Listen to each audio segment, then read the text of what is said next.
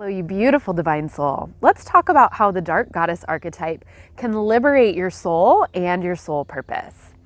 The dark goddess is a fierce warrioress, a protector of life. She can be bloodthirsty, ready to cut down anything that gets in her way that she perceives as a threat to the energy of life and light and consciousness that she's sworn to protect. She's multifaceted and capable of going into depths of the underworld to re-emerge with the wisdom of using death and destruction as tools to cut out and end what doesn't serve for the renewal of all of life. In her healthy form, as opposed to her shadow, she's here to liberate anything that keeps you enslaved to others or enslaved to suffering within yourself. She wants to support you in fully expressing your soul's purpose without apology, finding your sovereignty and your empowerment. It can be a little scary to tune into the archetype of the dark goddess for some of us because she's powerful beyond measure. I often shied away from meeting this aspect within myself for fear of what she might unleash. It felt much safer to me to keep her neatly locked away in a nice little box, but it also really limited me. Without her and without this aspect of myself, I was a chronic people pleaser, attracting parasitic relationships. I struggled with self-worth, not feeling that I had any value, and definitely not able to receive abundance. These are themes that I continue to upgrade personally as I deepen my connection to befriending and integrating this powerful archetype. One of the reasons that I found her so scary was the fear that if I let her out, would she blow up my life? Would she become an egomaniac? Would she stomp on everyone who got in her way and turn into a monster? We've been told stories throughout the ages that she is a monster after all, and they reaffirm that belief, just like Medusa, turning everyone to stone. So of course we fear that power and that aspect within ourselves. As we come out of the age of Aries and Pisces, where the masculine has been dominant, it can be helpful to tune in to the age of Taurus, where the feminine was dominant.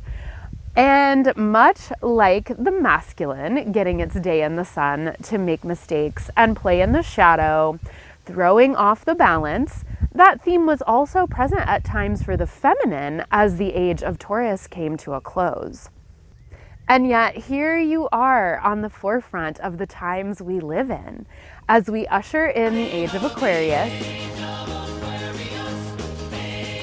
We now have the opportunity to rebalance and find the healthy harmony of divine masculine and divine feminine in right relationship and harmony working together with one another.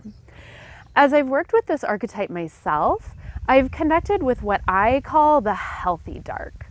This is a realm of nature, the rich blackness of fertile soil, a primal energy of the joys and the pain and the pleasure of being a physically embodied human.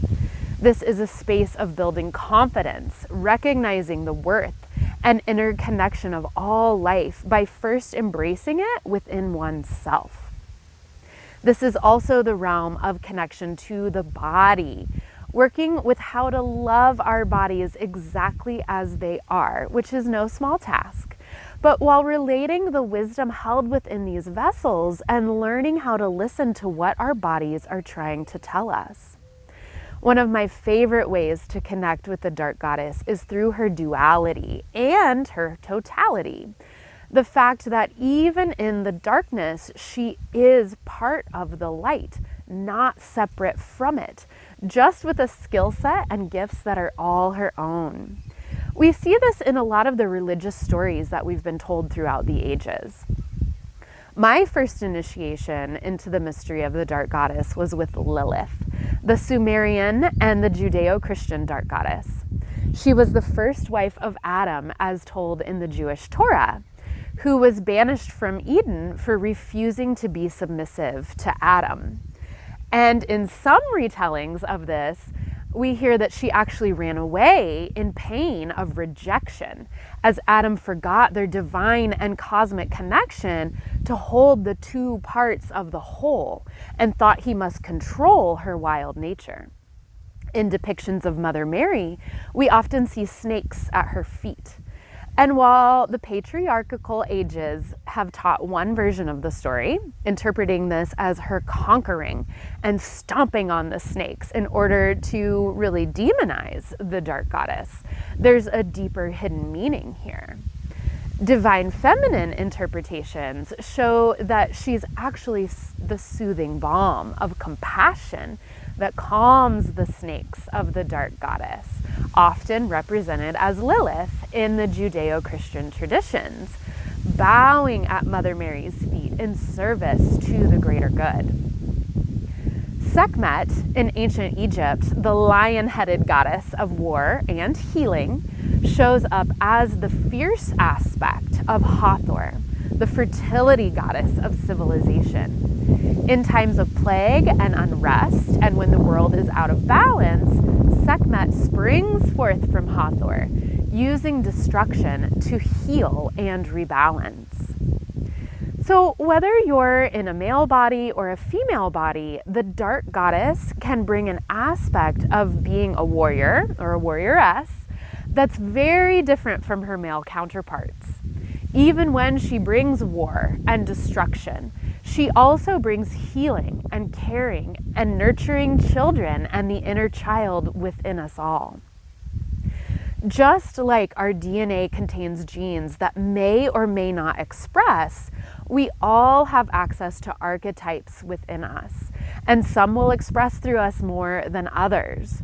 So if you're someone who can benefit from connecting with the shadow, and working with the shadow and healing the dark goddess aspects within you, she can bring you confidence, empowerment, right relationship to the use of resources and the sanctity of all life, protection of your boundaries and your energy, liberating you from any chains keeping you stuck in order to fully express your soul's purpose in life, in your business and in your relationships. To work with this energy, it's important to pay attention to your physical body, using a practice of body scanning, turning your attention to each part of your body as you scan with your awareness and just noticing any parts of your body asking for your attention and just making that connection. Anything that hurts, anything that feels good or has a sensation that wants to be recognized. Taking note and starting with a dialogue with your body, asking what it needs. Even if the answer isn't apparent and doesn't come to you right away, it's a great way to build that body awareness so you can start to tune in deeper.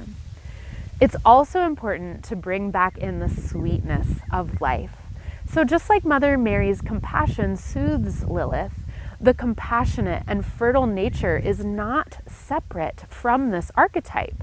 And it's important to build in practices of gratitude, pleasure, compassion, and celebration to harmonize and fully integrate the medicine of this archetypal energy. To work with clearing while bringing back the sweetness of life, click the link in the description below to get your free copy of the Soul Aligned Business Activation and use this for a general clearing to call in your soul's purpose while also activating your personal energy and energy within your purposeful business. Thank you so much for joining me here. I am wishing you all the best.